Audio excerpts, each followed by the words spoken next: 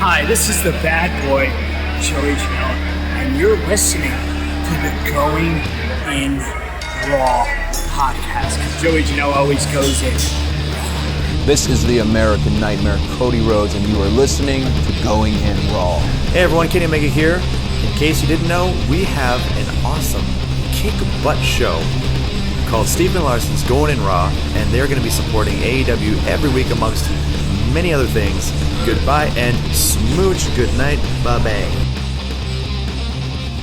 Hey, friendo, Steve here.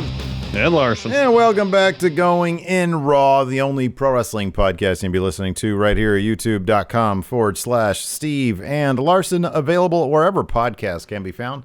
And of course, taped live at the Twitch, twitch.tv/Steve and Larson. Will be live this Sunday for WWE's TLC. That's chairs. What it is. It's TLC, yes. So TLC season, yes. And then we'll head over to the Twitch after that for our recap. So hopefully y'all will join us there. And then, of course, next week we've got some programming notes for you. The way this is going to go down next week, of course, obviously it's a holiday week, Christmas week.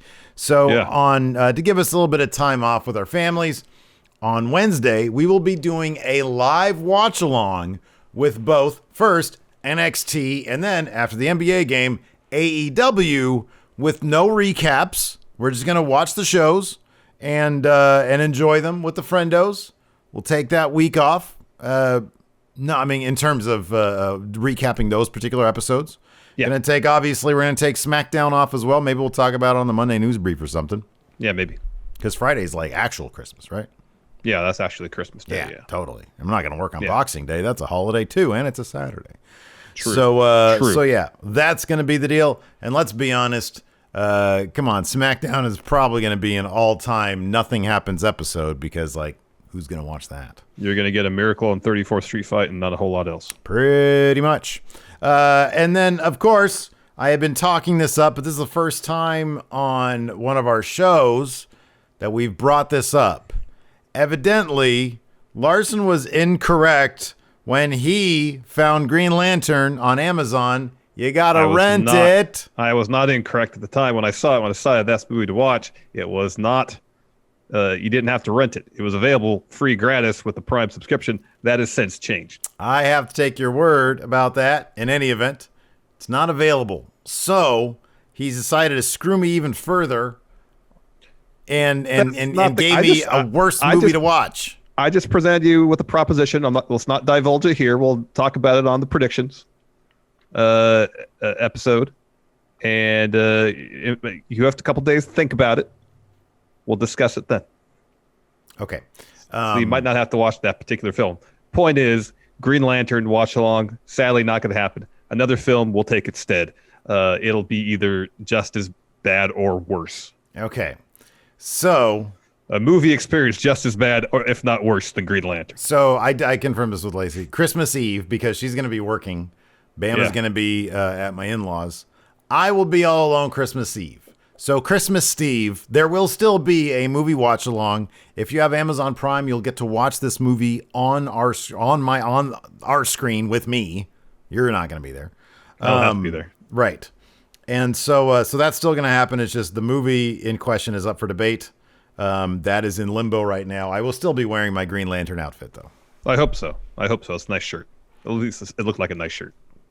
It's really thick material, so it's not nice. Oh, have you washed it yet? No, but I don't suspect it's going to make it really that much better. Anyways, so let's dive into AEW. Kenny Omega has, because I've already made the thumbnail for this, a new number one contender set for Holiday Bash next on December 30th, right? Correct, yes. Yeah, December 30th. So not next week, the week after, yes. Right, yeah. So that's pretty cool. Rey Fenix versus Kenny Omega. This would be a rematch for the Mega Championship match, right? That Kenny won the title off of Rey Fenix. Correct. So that's pretty cool. Kind of surprising as well. Also on the thumbnail, the man who announced that, the man who politicked backstage to get that match, Pac. He's back after still around. Just missed last week. Hiatus. Yeah, just missed last week. Yeah. There you go. I kind of like with Kenny. It's all the matches that didn't happen in the tournament that he was scheduled to have. First, Joey tonight. Yeah. Now in 2 weeks' time against Rey Fenix.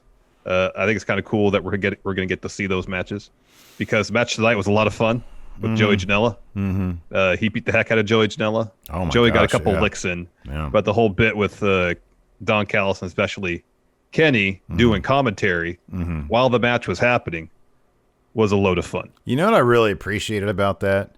It's not like the match was all that long. It was really short. It was very short, and every single thing they did was really cool. It looked like it really hurt. And the comment, so, you know, Don Callis walking around with a microphone in his hand and Kenny doing his match with a microphone in hand. If they did that for like a 20-minute match, that'd be kind of unbearable at a certain point. But this was actually really entertaining stuff. I like the direction they're going. I think, honestly, dude, I think this is one of those things where, yeah, his promo last week might have been on the clunky side. They might not have really gotten across any major points. But I feel like, especially this past week on Impact, maybe they pre-recorded, I don't know. But this past week on Impact, or just, you know, whatever, yesterday on Impact, and then more of what we saw tonight, I feel like they're really settling. They're starting to settle in. It's early, but they're starting to settle in. If you had taken out the Kenny stuff from Impact and AEW last week and replaced it with what they did this week, you know, I felt like it would have maintained a good proportion of the buzz they had generated in the first place. I feel like last week it kind of, you know, laid a bit of a fart. It was terrible. Yeah. He got his motivation. That was fine.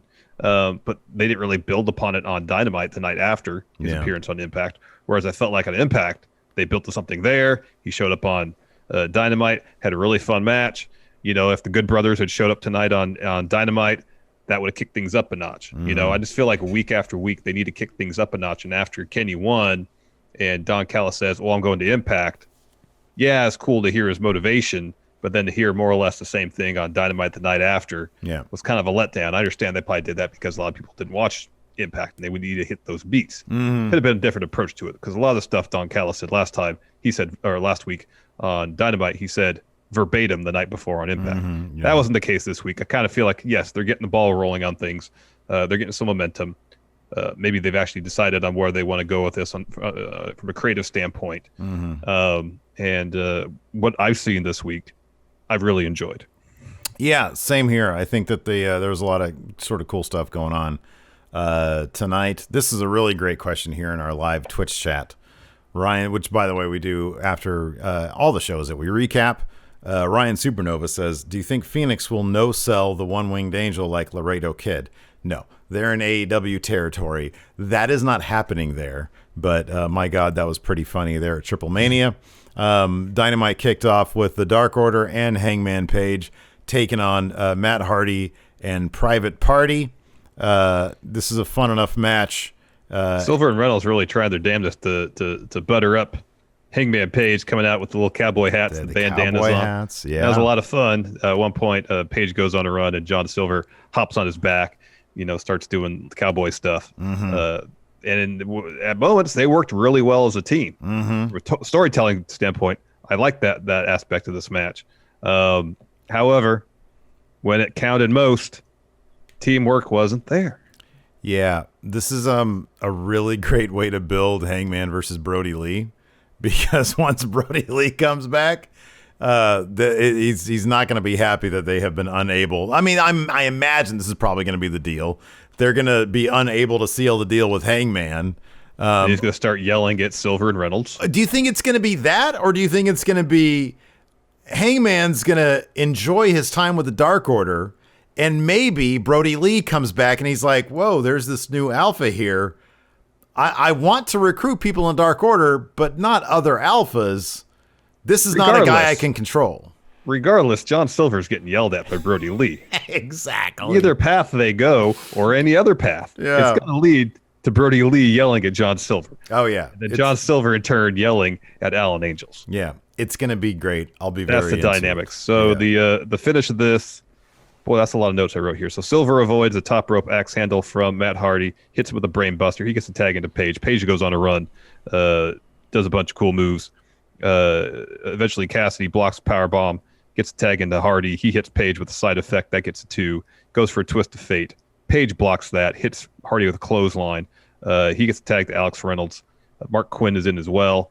Reynolds gets a bunch of offense off. In fact, at one point, Paige and Silver join him to do a whole series of things. Mm-hmm. It's like Silver and Reynolds are really good about getting a lot of high impact offense in a very short amount of time. You add Paige into that too. It was great. Anyways, Reynolds goes for the cover. Hardy pulls him off the pin, and then he drops Silver with the twist of fate off the apron. Cassidy then sends Paige over the barricade. Private Party hit gin and juice on Reynolds. Hardy then tags himself in to get the cover and the win for Hardy Party. That the last sentence you read is the extent of my notes. Private Party hit gin and juice on Reynolds. So Private Party not happy with Matt Hardy getting that pin in right there. Nope. But that's the kind of stuff, that was what was so fun, if I recall, about playing. That's the kind of stuff that me and Jeff would do back in the day, playing like No Mercy. Mm-hmm. Like a tag team trying to steal each other's wins. Steal each other's moves, or pins, Try to get the win for ourselves, Yeah, so they weren't too happy with him, but you know what? He's the elder, He's the mentor. Yeah, he's the mentor. It's not your job to question, he got the win. It might be. He's taking you places. They got the win. The team got the win. What does it matter who gets the pin? 2/3 of that team is Private Party. Mm-hmm, yeah. They hit the move that sealed the deal. They should get the cover. They did conspicuously say this is Matt Hardy's first trios match, and I know they've on the rankings they've noted trios matches before. But what's the last we heard on? Had Tony Khan said anything about trios titles? He had said something about that for next year. Yeah. I thought he did. Yeah, that'd be could have imagined exciting. that. I'm not sure how far this particular team will get in a trios tournament. Probably not terribly far. I don't think this next team would get terribly far either. MJF, Inner Circle interview. So Marvez is asking MJF about, receiving high praise from the New York Times about his dinner debonair performance. Jericho interrupts and goes, actually, I was the one that created Dinner Debonair, also started, and MJF goes, yeah, you did great, Chris. So MJF talks about winning that Dynamite Diamond ring back to back, shows off his New York Times plaque in honor of his great performance. And he goes, but here's the thing, I couldn't have done it without you, Chris. And Jericho just goes, yeah, I know. Mm-hmm. Perfect timing. It was great because MJF says, I love you, Chris. And I love you, CJ. And then Jericho says, good job, Max. Yeah. So after that, we had Cody versus Angelico. Hey, did you know? Hold on. You're skipping the announcement. They're having a baby. I was literally about to say that. Oh, sorry. I was going to say the match. No, I was going to say, did you know that Cody's going to be a father? Because they only mentioned it about 5 times during the first few minutes of this match. He came to the ring very emotional. Yeah. I mean, it's something a lot of people do. Not that big of a deal, Cody. Well, it is for them. It's their first kid. Of course it is. It's Cody's. So it's a massive deal. It's Cody's child. Anyways, I love to give Cody shit on this show. It's so much fun because the world revolves around Cody. Anyways, Angelico was playing an arrogant fool in this match. Like Lots this, of, yeah, exactly. Yeah. We're all just living in Cody's world, people. Yep. What was funny? So they were really playing up Angelico's submission game, right? Yeah. Commentary was. Yeah, I thought the entire tenure at AEW. I thought for sure Cody was going to win this with a Scorpion Deathlock. Oh, no, maybe, with a Scorpion Deathlock. That would have been the bee's funny. Knees to sort of start sticking it to Sting. But maybe he'll start that next week because. Cody ends up. He tries to finish this. Cody going for a crossroads. That was countered by Angelico, but then Cody ends up hitting a really beautiful looking Cody cutter on Angelico. Gets 3 for that. And then Team Taz comes down, interrupts Cody's music after the win, says, hey, congratulations on the match. And Cody's gonna be a daddy. Starks gets on the mic, says, hey, where was my congratulations when we beat you and Turtle Boy up there? Is that what they call him? Turtle Boy? Yeah. Okay, and Turtle Boy up there. Taz threatens Team Taz. They're going to threaten to come down there. And then Sting's music hits. He comes down. He's got baseball bat. The bad guys run off. And he just winks at Cody. He winks at him. And then he walks away. Oh, he looks at Darby first, and then he walks away.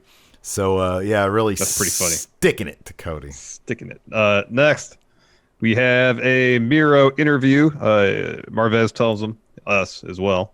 He's been fined $75,000 for his actions last week. You're asked about his thoughts, and he also why he's got beef with Orange Cassidy. He's got beef with Cassidy because Cassidy doesn't care. Miro says it's all about the likes, the subs, the viewers, the ratings. Cassidy doesn't care about any of that. In fact, he says Cassidy owes him $75,000, the amount of the fine.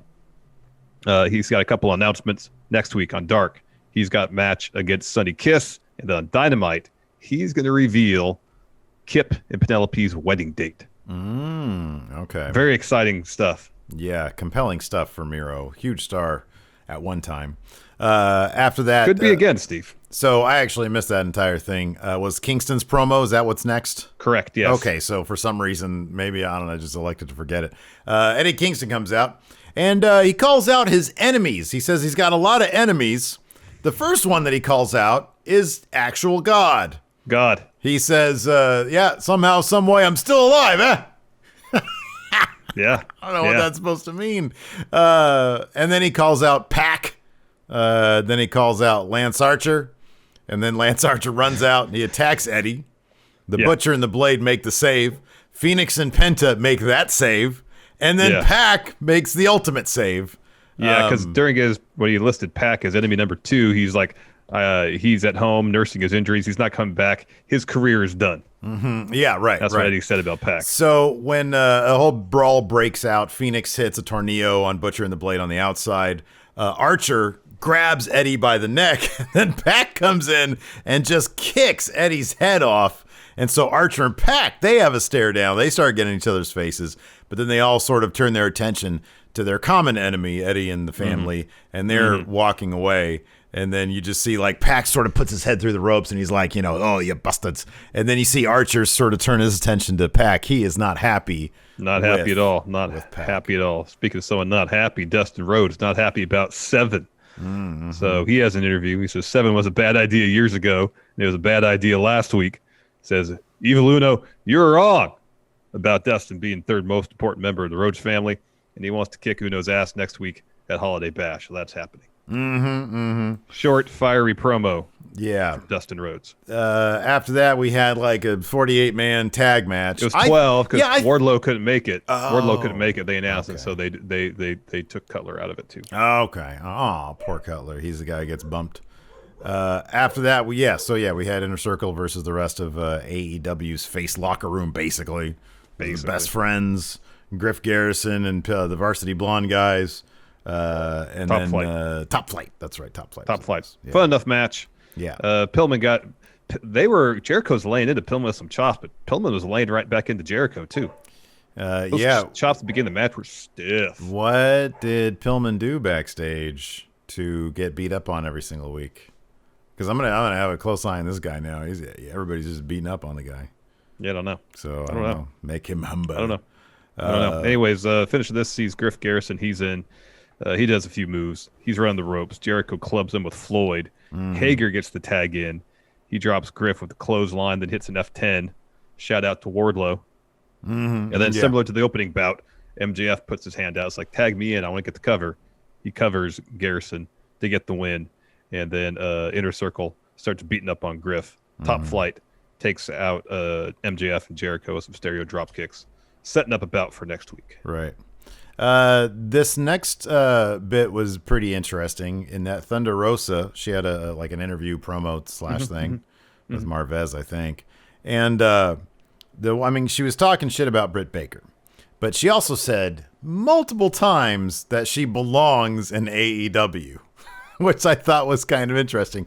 I would love to see her in AEW. She's also said, though, that she's she has not specified what point of 2021, I don't think, that she is contracted with the NWA. Neither did Billy Corgan. Billy Corgan just said she's under contract till 2021. According to the NWA, she is still the NWA Women's Champion. As of Shockwave Episode 2, anyways. She was defending her title against Priscilla Kelly because they recorded that stuff hecka days ago. It was like months ago. Like a month and a half ago. Yeah, I know. Remember how? I mean, think about in your head like how long ago they actually filmed the Bennett match with Aldis. True. This is True. days and days ago. Several dozens. So yeah, I like this. I mean, it was a little on the, she was. I think maybe because she was waiting for Reba to come in and interrupt her. But I feel like she danced in circles a little bit in this promo. But I really like the intensity. I thought it was awesome. I like the energy a lot. Yeah. The energy was great. So yeah, she talks crap about Britt Baker. Says she belongs in AEW. Says she's gonna whoop her ass. She was interrupted by Reba and then blindsided by Britt. Locked her in as if she was going to go for a claw, but instead Reba just poured a bunch of water on her face, and they sort of smeared all the half face paint on her face. And then Britt Baker looked into the camera and said, "Oh, is this thing still working, or did her face break it?" Ooh. Yeah. After that, we had SCU taking on the Acclaimed. Acclaimed, of course, through their entrance. Max Caster dropping some rhymes. Asked Kazarian if he's got hair plugs. The beat carried on. Apparently, Frankie Kazarian is a battle rapper too. He referred to Caster's rhymes as crap. Says makes fun of his chain. Asked if they're the Acclaimed or men on a mission. Yeah, that was fun. And then says like 2020, their lines were the shits. Did they try to bleed? Did they try to censor that? Because I feel like the S in shits was censored. But shit wasn't. Oh, really? I feel like I got everything except the very last little of the S at the end of shits. You feel like you got everything but the very last little hit. Yeah, it was like part of the S. Yeah, they were super late on it. Yeah, they were late on it. Yeah. So, anyways, the acclaimed stuff, the rapping stuff was pretty funny there. Do you think Kaz says that's a hell of a hair transplant if that's true? Oh, he's got a great head of hair either way. It looks great. I'm gonna have to hit him up and be like, "Hey, who's your guy?" Yeah, I'm guessing someone in Southern California. Probably. They probably know how to do that really well there. Anyways, the Acclaimed end up winning this and call out the Young Bucks for a title shot with a sick rap where they use the word cuck. Then they almost said, do we have an ad for this episode? No. Fuck. They almost said fuck. They almost said that word. Yeah. So that they challenged the title match, and later on it was confirmed that match is happening. Also happening, Top Flight versus MJF and Jericho. Top Flight issued a challenge here officially, and then later accepted. For a couple of guys who are really young and I'm guessing don't have a lot of mic time, I thought they were pretty solid during this interview bit. After that, guess what time it was, Larson? 6:30. You know what that means? Women's division action. Guess when this finished up as well? 6:40. 6:40 with commercial break. Yep. Right in the middle of it. Yep. Oh boy. So yeah, in fact, like one of the major story beats was happened during the commercial break. Now you picture in picture. So we go into commercial with Swole being isolated. Oh, so we didn't mention this is Serena, Deeb, and Big Swole versus Diamante and Ivelisse. Yeah. Yes. So Swole is isolated. We go to commercial, and by the way, during the commercial break is awesome. Commercial for the new James Willems Scorpio Sky podcast, Wrestling with the Week. So a great story about that. I was watching this. Lacey had just come home. She was walking by. She stops in her tracks to, I don't know, yell at me about something. And then I'm like, hey, look, when it came on, I'm like, look, it's James Willems and Scorpio Sky. He's got a podcast. She says, why isn't that you? I'm like, what? And she says, you guys have been doing this longer than anybody else. Why aren't you on TV? I'm like, there's a whole wealth of reasons why I'm not on TV, my love. Yeah. Anyways, good for James. Really happy for him. It's great for James. Awesome for James. Awesome for James. I have to go close my door. I'll be right back. Very well. I'll continue. So back from commercial, then Serena Deeb's got the upper hand. She hit some gut busters, locks Ivelisse in a figure four. Ivelisse gets the ropes. Eventually, though, Swole gets the tag back in. She blocks the sliced bread from Diamante, hits a tiger driver, locks in the cloverleaf. Diamante taps. Afterwards, Nyla Rose and Vicky Guerrero come down. They start attacking Swole and Serena. Ivelisse and Diamante join in, and then Red Velvet runs in with the chair to make the save. Oh, we also had a AEW Heels plug during the women's segment also. Yeah. Because evidently... I mean, it says Heels is for fans of AEW, not just fans of the women's division, right? Okay. Just wanted to make sure. Somebody else, who is this? Mark of Steel brought this up, and this did make me cringe quite a bit. The menstruation joke that the Acclaimed drop. Yeah. That made me cringe so hard. Yeah.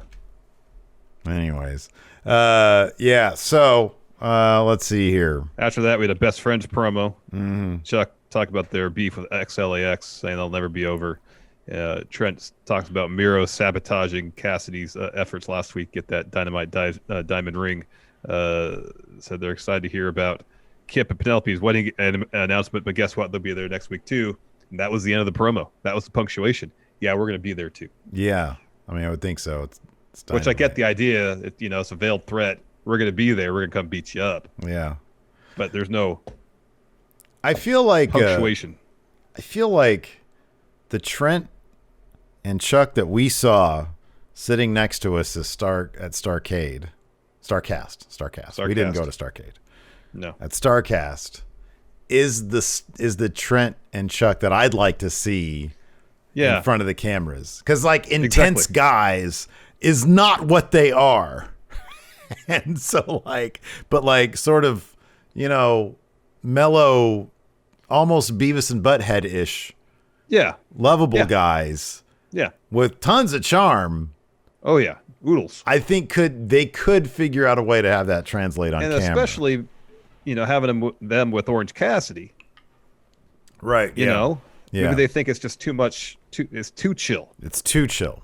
Too mellow. Having the three of them being so chill. I don't know. Maybe. I don't know. But I agree with you because the back and forth they had when we were sitting next to him was hilarious. About the most mundane stuff. Absolutely mundane stuff. But I understand. But here's sometimes Trent I think is actually he'll be intense in the mic, but he'll do it with kind of like a little bit of a wink. Like he knows he's not a tough guy. Yeah. Or he can't do tough guy. Yeah. So try to do tough guy and try to make it kind of funny and it works. I think if this just had some sort of punctuation to it, it would have been fine. There's just no punctuation. Usually either Trent or Chuck have some punctuation to it. Yeah. It had no punctuation. Mighty Miggs here in chat. I'm going to make my point here. Says AEW Heels is billed as a safe place for women who are into wrestling. It would make sense to only promote it during the women's match unless I'm crazy. Think about that, though. Do you think the only reason the women are watching is to watch the women's division? I don't think that's the case.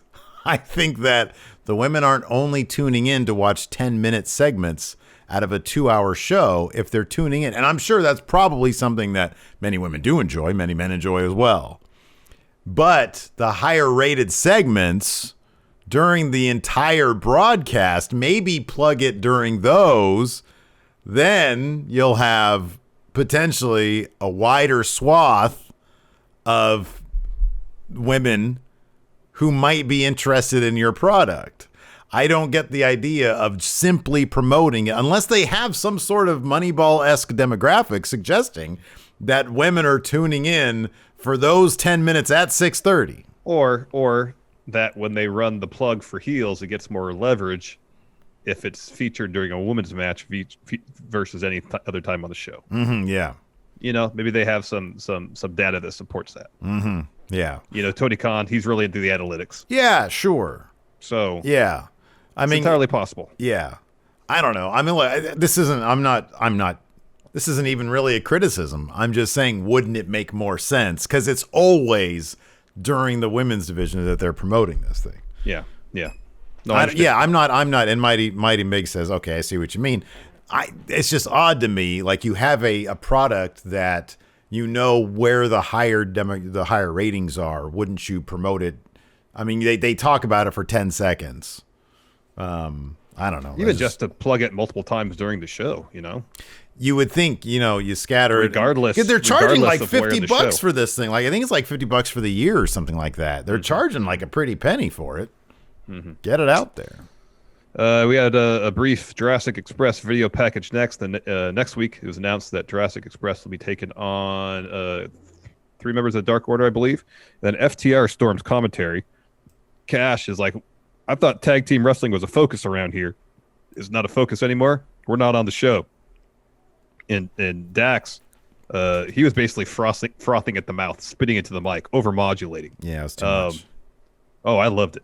He was passionate, man. I couldn't understand half of it. It was all. Oh no, I was into it. I could hear through the overmodulation, static, and I could hear passion and intensity. Desire. I was shocked because yet again they come back from number one. There was like a million tag team matches on the show, so their premise is faulty anyways. Yeah, that's the real criticism you should have for it. Yes, their audio issues aren't. No, it was funny because it was like all like mellow, like right before this was like commercial, and then all of a sudden it just cuts to them yelling at commentary. And I was like, it was an odd placement. Yeah, it was. But I just like the matches for next week, and then suddenly they just barge in. Yeah, and Dax is going off about how they've been cast aside for Jurassic Express. We got you in our crosshairs, Jurassic Express. Mm-hmm. I think Dax. I like Dax on the mic. I think he's really good. I just like to talk crap. No, I think he is too. I think he was better in WWE, but this is good too. Well, so hey, anyways, when he says this is a legit question. When he says Grand Slam champions in wrestling, I assume he means NXT, WWE, and AEW. Okay, that sounds right. Have they been in place else that you would consider? Well, I didn't because weren't they Raw and SmackDown? So they consider WWE main roster just one thing. Maybe that. I was just kind of curious if it was a popularly known thing that I missed. No, I think it's just something they kind of made up. Anyway, so you got Jurassic Express versus Dark Order. You got Young Bucks versus the Acclaimed for the tag titles. Jericho and MJF versus Top Flight. Hikaru Shida in action next week. Evil Uno versus Dustin. And then Pac versus The Butcher. It brings us to our main event. Joey Janela versus Kenny Omega. I was kind of hoping that Good Brothers would be walking out to the ring with Callis and Kenny Omega. Probably a long shot. I thought it'd be pretty cool, though. Carl Anderson teased it on his social media. He did. I should have known as soon as he did that it wasn't going to happen. Immediately means it's not going to happen, yeah. No. It'll happen eventually. Oh, yeah. So Janela comes out first, Kenny second. And as he's walking to the ring, Joey Janela throws a garbage can at Kenny's face. So this is no DQ, not false Kenny anywhere. No DQ, anything goes. And so Callis goes up to the commentary booth and tries to bully Tony off. And Tony says, "Kiss my ass, Don." He was smiling the whole time he said it, too. It was hilarious. It was so good. Kiss my ass, Don. Yeah, that was great. That was pretty great. And apologizes for his use of language. So that Kenny had double the cleaner girls, too. He had 4 this time. Yeah. He had 4 last week. Oh, did he? I thought he only had 2. Yeah. Nice. He had 4 last week. He should have had 6 this week then. Agreed. So Joey tosses Kenny over into the barricade, sets up a chair on the floor. Kenny hits him with a Kataro crusher, face first on the chair. God, that was great. Yeah, that was rad. Drop kicks Joey into the chair, follows with a Terminator tope onto the chair while Don Callis is on the floor doing roving personal commentary for Kenny. Yeah, that was, and then he got Kenny a mic. He did. Well, then Kenny must have brought some cookie sheets back with him from Triple Mania. So he gets one of those, hits Joey, like destroys Joey with it. Dude, several times he killed him with that thing. And then so Don hands him a mic, and Kenny's like, "You want to see how easy it is? This is how easy it is. Listen to this." And he blasts Joey with a cookie sheet again. And Kenny goes, "Oh, that feels great." Mm-hmm. And so Kenny goes, "Hey, watch this." So he puts a garbage can over the ring post, gets up on the second rope, takes a garbage can, does a moonsault onto Joey.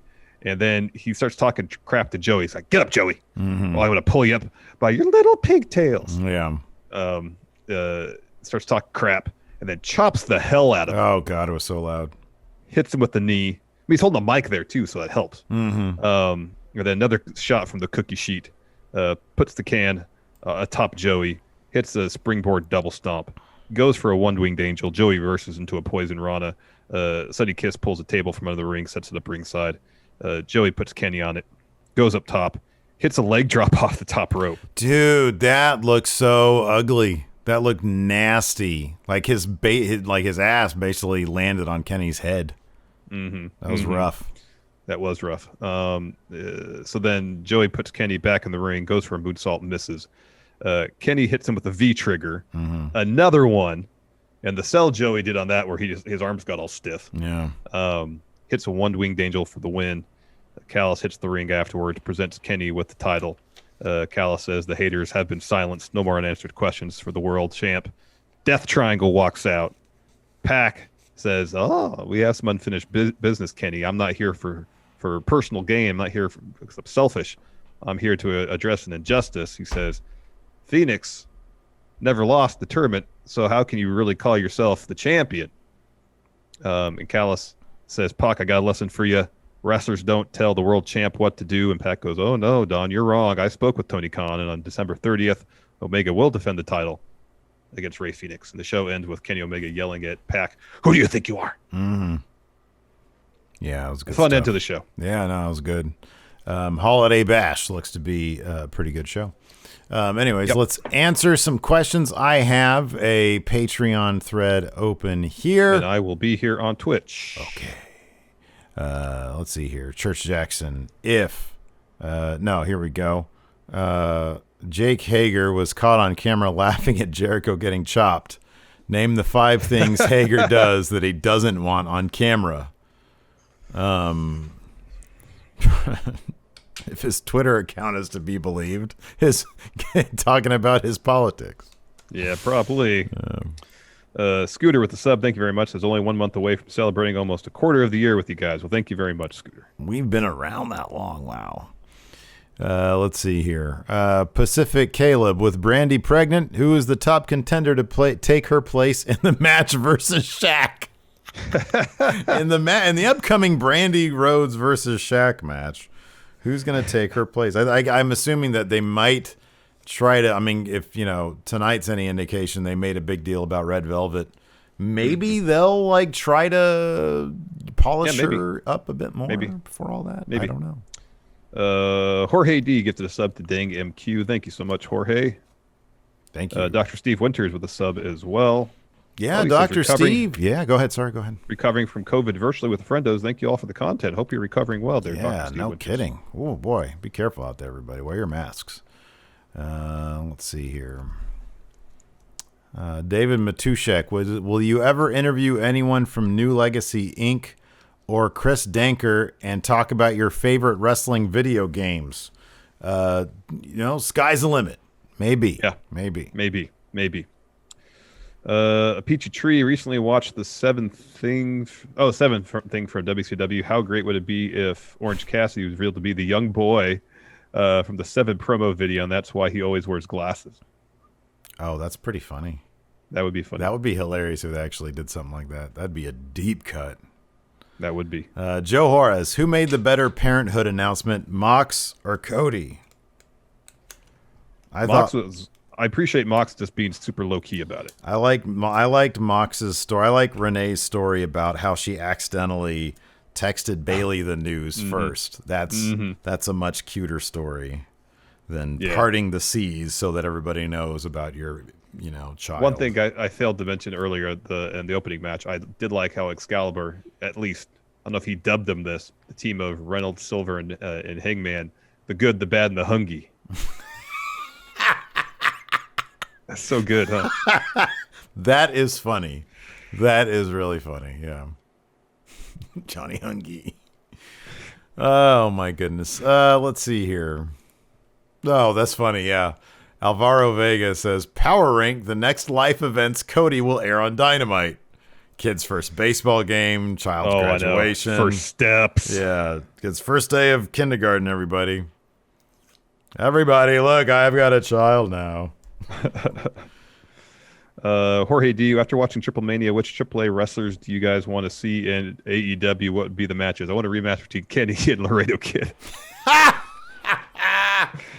Yeah, we all want that. Flat says Tony Schiavone saying Kenny brought Impact's viewership from 1 to 6 was the line of the night. From 1 to 6. Oh, that is good.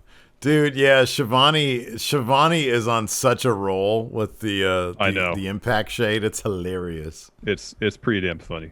It is pretty damn funny. Thomas Dunnigan says, more of an AEW adjacent question. All right. What are your thoughts on Josh Matthews' commentary? He says, as someone who's not a fan, it's difficult to pay attention to Impact when I'm not a fan of the commentary. I don't see much wrong with it. I mean, I know that we're all sort of messing about during Impact. Yeah, we're talking. Yeah. We don't really pay much attention to him. But I've heard entire matches and entire shows with his commentary. I don't really see the issue with it. I've heard worse. Yeah, I'd rather, I'll be honest with you. This is going to be, I'll probably get criticism for this. With the exception of takeovers, I would prefer on a week-to-week basis listening to Josh Matthews than Mauro Ranallo. Mauro steps over everybody. He gets too obscure sometimes. The references are too much. Yeah, the references could be overbearing. He makes it kind of about himself. Whether I don't think he intends to do that. I think that's just what he thinks he's getting paid for, is to be that level of presence. Josh Matthews, to me, is just another voice. Mm-hmm. You know, maybe I would have a different opinion if I listened to it a lot. If I listened to it like every single week, maybe I'd have a different opinion. Maybe I don't know. R. Lopez Ortiz, Kenny should add 2 girls to his entrance for every match he wins as champion.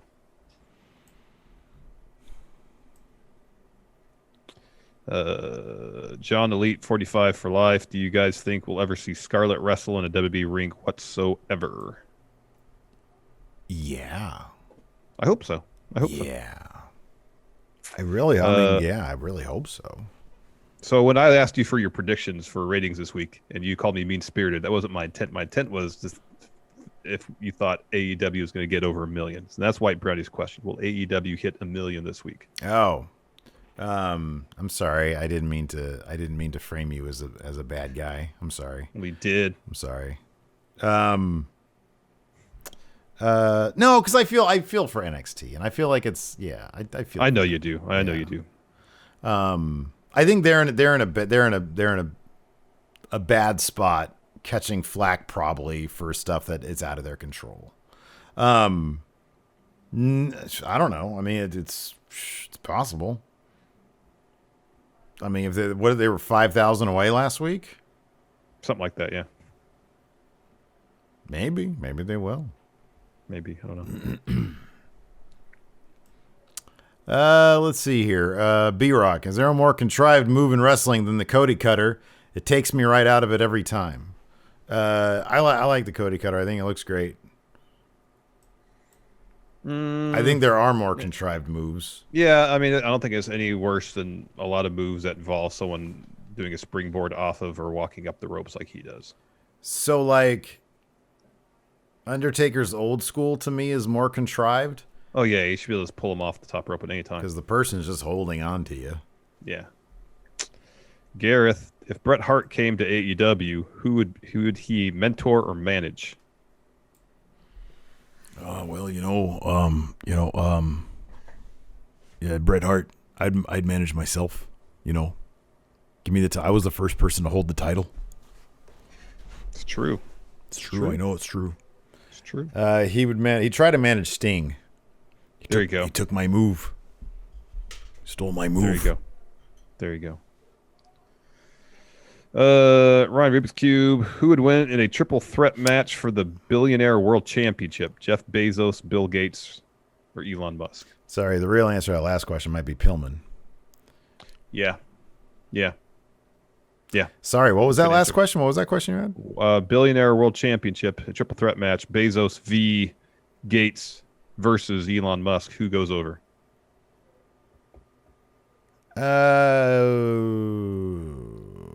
Well, Gates will probably eat the pin. I mean, is this an actual match? I mean, you can kayfabe it, so. Yeah. I mean, in terms of, I know Bezos is probably the richest of them all, and then it's probably Gates and then Musk. I would think so, yes. But I still think that Gates probably has more political sway than Bezos. So I think that if it's a power thing, Gates wins. I don't know about I don't know, because I feel like Bezos of late has a ton of sway. I think Gates has been around so long. Yeah. It's talking legacy, then you give the edge to Gates. But like Bezos getting the entire cities and municipalities to like not charge them taxes to build an Amazon warehouse in their municipality. Yeah, I know. But I think like the thing about politics is often a relationship networking game, and the longer you've been around, the more favors you can call in. And I think that's the Gates thing. Tony V, power rank members of the Rhodes family, and why is Pharaoh number 1? Okay, I mean, who are we dealing with here? We've got obviously Dusty, Cody, Dustin, Brandy, Pharaoh. Is QT in there? He hangs out with them a lot. He's not a member of the family. Okay. He's Nightmare family, but not Rhodes family. All right. And then is there anybody else I'm missing? Any other siblings that are like... Not that we've seen on TV, no. Okay. Yeah, you got to put Dusty number 1, right?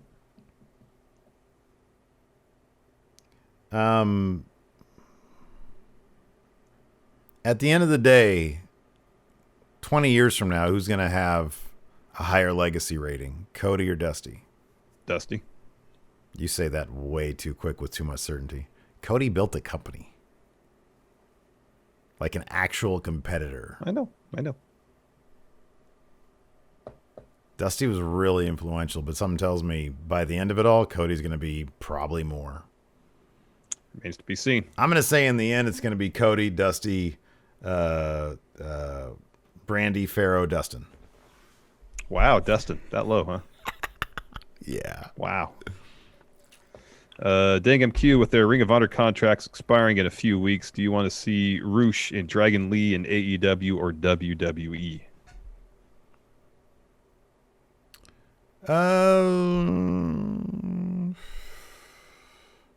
Be fun to see Roosh go to WWE to see what he could do with Andrade. Mm-hmm. That'd be fun.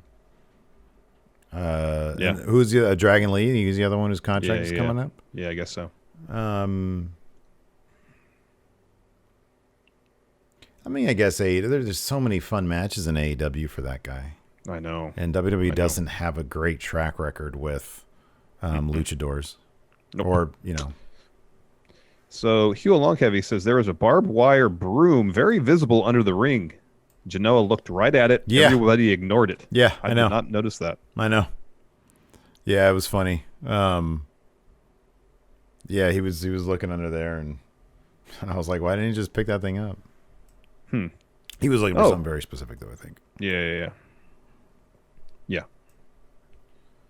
Crossface Chicken Stain. I know Kenny is one title away. Will become the first AEW Grand Slam champ. If not, then who? Cody.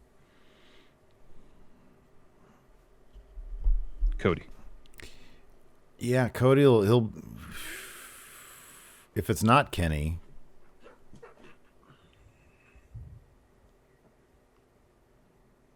Yeah. I don't know. I mean, I feel Hangman has already got that low-level title out of the way. I could see him over the next 2 years picking up the TNT title first. Yeah, could be.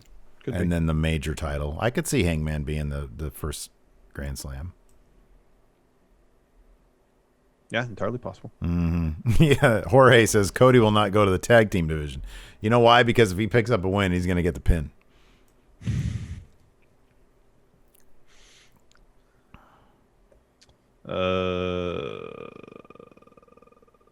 Flats 3. What women's match would you want main event a Dynamite for the first time?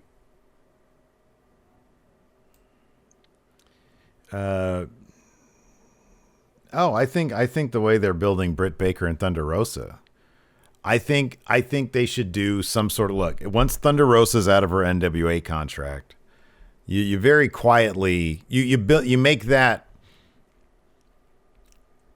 her actually signing AEW, put that into a story that lands the main event on a Dynamite. Mm-hmm. That'd be cool. Tyga J87, can you shout out a show I'm in called Canary Currency on Amazon Prime Video? Well, there you go. What is it called? Canary Currency. I wonder what it's about. What is it about? Well, here I'll check out the trailer maybe.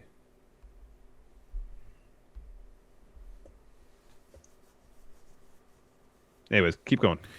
Christian Womble, who gets first pop for AEW when fans are back in full force? And he says, can't say Cody, even though we know it's Cody. Paige. I'm going to say Jericho. I'm going to say the Inner Circle comes out because they'd have everybody singing that dumb song of his. Oh, that's true. That's true. People love that That's dumb true. song. Ryan Supernova, whose baseball bat would win in a match, Jericho's or Sting's? It'd be Sting's. It'd be Sting. It'd be Sting. 100% Sting's. Yeah, absolutely.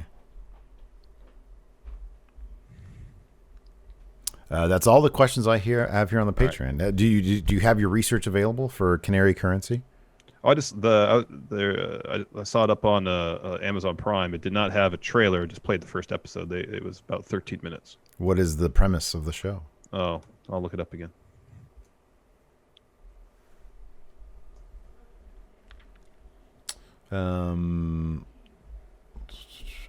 Combat Film Center says, you guys see the new Orange Cassidy figure, and if AEW put you in charge of making an action figure, who would you want to have as an action figure? Oh, we get to choose whatever AEW roster member we want as an It'd be QT figure? Marshall, because you always need something for the kids whose parents are late and all the other figures are out, so they get QT Marshall. Okay. And he's got like a little wallet with credit cards, and all those credit cards are maxed out. There you go. That's good. That's good. I'll say Peter Avalon. Oh, man. You chose a guy who's going to be there longer than QT Marshall's going to be. But it comes with the whole set with the heart-shaped bed and everything. Yeah, okay. All right. White Brownie says, if you guys had to build a women's roster around someone, who would that be? So if, I guess, of all the women's wrestlers in the entire world, you're looking for the one cornerstone, someone you build the whole division around. In any promotion, who would it be? Okay, you got to take, hold on a second, though. Let's get kind of creative and take the horsewomen and Asuka out of it. That's fair. It probably at this point it'd probably be Rhea Ripley. Okay. That's going to be my answer. First name that popped in my head was Bianca Belair.